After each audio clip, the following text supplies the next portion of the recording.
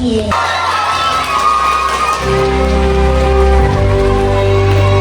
I am love. I am power. I am light. A little black girl shining bright. Thank you.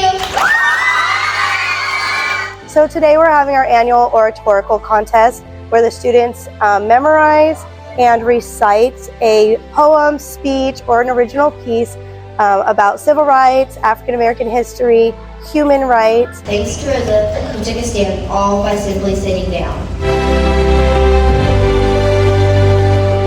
You can honor people who helped our community.